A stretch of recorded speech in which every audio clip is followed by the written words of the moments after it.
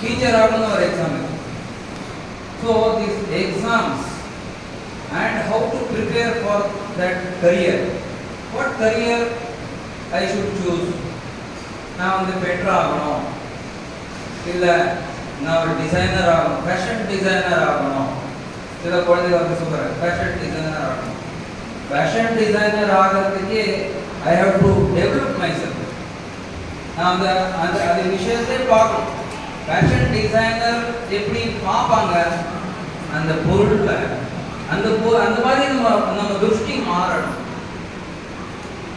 நான் வந்து ஒரு டீச்சராக இருக்கிறேன், இல்லை நான் ஒரு டாக்டராக இருக்கிறேன், ஒரு இன்ஜினியராக இருக்கிறேன், ஒரு கலெக்டராக இருக்கிறேன், ஒரு ஃபார்மராக இருக்கிறேன்னா என்னோட பார்வை மாறணும்.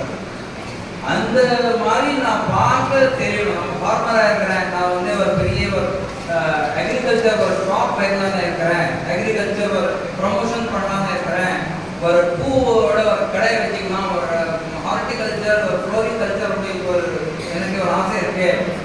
ஒரு அதெல்லாம் சம்பாதிக்கலாம் அப்படின்னு